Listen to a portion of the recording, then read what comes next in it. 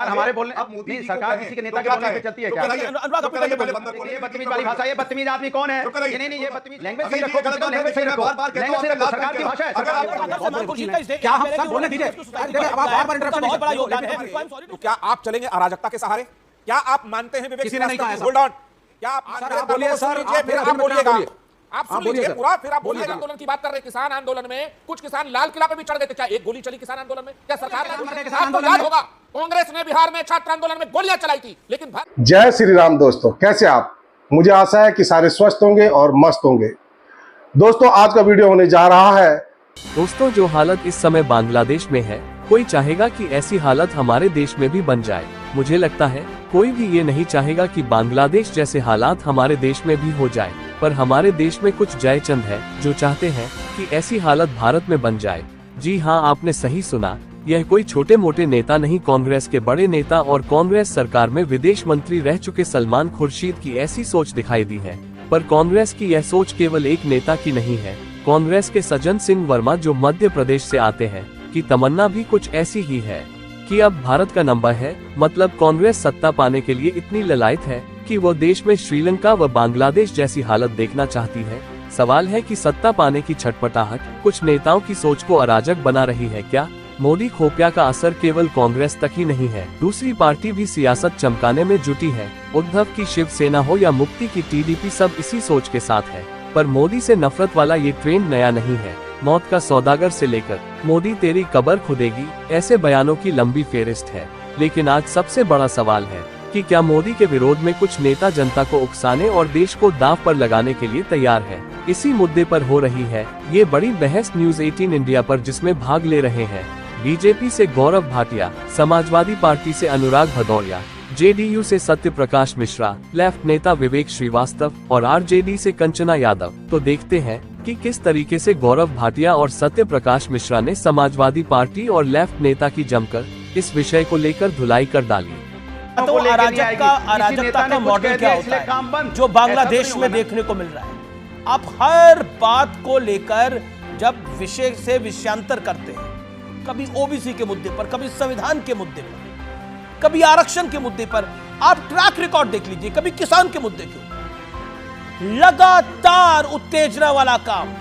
जो बात नहीं हो रही है वो बोलना। सियासत के अंदर सियासत होनी चाहिए, सियासत में सियासत नहीं होगी तो कहां होगी? लेकिन देश की कीमत पे होगी। अब तो इसमें उतरा है कि बांग्लादेश मॉडल होना चाहिए।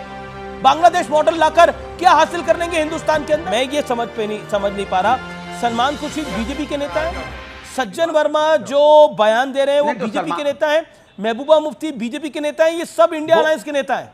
तो इसका जवाब सलमान खुर्शीद साहब दे देंगे, कांग्रेस दे देगी। लेकिन सवाल है कि इसके मतलब ये थोड़ी कि आप सरकार अपना काम बंद कर देगी। ऐसा तो नहीं है किसी ने कुछ बोला तो सरकार काम बंद कर देगी। गौरव भाटिया चुनाव हार गए, लेकिन अब एक्सपोज ये हुए हैं कि इनको देश से भी कोई मतलब नहीं है। भारत कितना मजबूत लोकतंत्र है, किस तरह से यहाँ पे चुनाव होते हैं, पूरी निष्पक्षता से होते हैं और मोदी जी पुनः प्रधानमंत्री चुने जाते हैं। लेकिन आज नफरत ऐसी है, ये कहने की बजाय कि देखिए बांग्लादेश, श्रीलंका, पाकिस्तान को भारत से सीख लेनी चाहिए, ये बता रहे हैं उल्टा ये। और सलमान खुर्शीद की हिम्मत कैसे होती है? अरे पूर्व मंत्री रहे, external affair minister, law minister, वो कह रहे हैं भारत में भी कहीं ऐसा ना हो जाए। अरे रागिनी नायक उनकी प्रवक्ता है, देखिए क्या कह रही हैं। वो कह रही है बच के रहना रे बाबा। अच्छा, सरकार हमारे बोलने, अब मोदी नहीं, जी सरकार किसी के नेता के बोलने पे चलती है क्या? अनुराग चुप कराइए पहले बंदर को, चुप कराइए पहले। अभी जी को बता रहा हूं किस तरह से कांग्रेस पार्टी की राष्ट्र प्रवक्ता कहती हैं अब मोदी जी को कहें तो क्या कहें। मतलब मोदी जी पे इशारा कर रहे हैं। ये राहुल गांधी वाली सोच है, मोदी जी को डंडे मारेगी जनता, खून की दलाली, मौत का सौदागर, सांप बिच्छू, ये वही सोच है। विवेक, मेरा पॉइंट ये है कि बांग्लादेश का मॉडल भारत में क्यों लाना चाहते हैं? पहली चीज, कांग्रेस और इंडिया अलायंस का ये ऑफिशियल बयान नहीं है, कांग्रेस की तरफ से ये क्लैरिफिकेशन आ चुका है। लेकिन मैं दूसरी बात बोलना चाहूंगा, सलमान खुर्शीद का एक बहुत बड़ा योगदान भारत के पॉलिटिकल स्पेक्ट्रम और इस देश के अंदर है। वो एक इंटेलेक्चुअल है, बहुत बड़ा योगदान है। तो आई एम सॉरी टू से, ये योगदान किस काम का जब वो बांग्लादेश, वो चाहते हैं कि भारत के अंदर बांग्लादेश बन जाए, बांग्लादेश मॉडल चाहते हैं। इस पे किसी का हाथ नहीं खड़ा होगा इस पैनल पे भी, क्योंकि सबको पता है बांग्लादेश मॉडल का मतलब क्या है। सलमान खुर्शीद ऐसे नहीं है और किसी ने नहीं कहा कि भारत के अंदर अराजकता हो, लेकिन जब आप प्रजातंत्र का खून करते हैं, प्रजातंत्र का खून 1975 में हुआ था। सुन लीजिए, नहीं, मैंने आपको मौका दिया। अरे सर, बोलने दीजिए देखिए, मुझको पहले। प्रजातंत्र का कत्ल अगर हुआ तो 1975 में हुआ, जब स्वर्गीय 800 इंदिरा किसान गांधी मर ने गए, इमरजेंसी 800 लगाई, किसान कांग्रेस मरे, की सरकार अच्छी थी, बात तभी थी। हुआ प्रजातंत्र का 800 किसान मरे, अच्छी उससे बात पहले थी। नहीं हुआ था, क्या उससे 800 पहले नहीं किसान हुआ मरे, था। अच्छी बात और थी, लेकिन को मैं लेकर के हम प्रश्न तब तक जरूर रोएंगे खड़ा सर। करता हूं कि क्या हम अपने देश में अराजकता को बढ़ावा देंगे? ये सिर्फ एक वार्निंग है। किस बात की वार्निंग है? नहीं तो आप बताइए ना, 800 किसान जब मर गए थे, किसान आंदोलन था, किस बात की प्रधानमंत्री वार्निंग? क्या सो रहे थे उस वक्त? ओके, वेट करा, ये क्या बोल रहे हैं आप? बिल्कुल सर, अगर आपके इंडी अलायंस को जनता नकारे तो क्या आप चलेंगे अराजकता के सहारे? क्या आप मानते हैं विवेक किसी ने नहीं कहा ऐसा। होल्ड ऑन, क्या आप मानते हैं कि राहुल गांधी को यह हक था कहने का कि मोदी को डंडा पड़ेगा? क्या आप मानते हैं कि एक सिटिंग प्रधानमंत्री के बारे में दिल्ली के एयरपोर्ट पे नारा लगेगा कि मोदी तेरी कब्र खुदेगी? क्या आप इसकी आलोचना करते हैं? देखिए विवेक श्रीवास्तव जी, अराजकता का बयान सलमान खुर्शीद ने दिया है। जो महबूबा मुफ्ती ने कहा वो चिंता का विषय है, और जो सज्जन वर्मा ने मध्य प्रदेश में बोला वो तो जेल जाने लायक हरकत है। इस देश में अराजक बयानों की कोई जगह नहीं है। मैं मानता हूं कि भारत का लोकतंत्र आजादी के पहले से भी, क्योंकि इसका आजादी का आंदोलन ही बहुत लोकतांत्रिक था, सविनय अवज्ञा आंदोलन था, अहिंसा से भरा आंदोलन था, तो भारत का लोकतंत्र इसकी जड़ों में है। और इसका सबसे बड़ा सबूत है कि 18वीं लोकसभा तक इलेक्शन कमीशन इलेक्शन द्वारा सत्ता परिवर्तित होता रहा, अलग अलग राज्यों में भी सत्ता का परिवर्तन हुआ, और सुप्रीम कोर्ट का कोई एक भी फैसला अब तक अमान्य करार नहीं हुआ, वो फैसला लागू हुआ। इस देश में अगर आप ये कहें कि मोदी के घर में घुसेंगे, ये क्या, ये अराजक नहीं है? आप कहेंगे बांग्लादेश बन जाएगा, ये अराजक नहीं है? हमारे देश में ऐसी कौन सी स्थिति पैदा हुई है जिसमें आप ये कह रहे हैं? आज भी संसद हर बिल पर बहस करता है, बहस के बाद बिल पास होता है।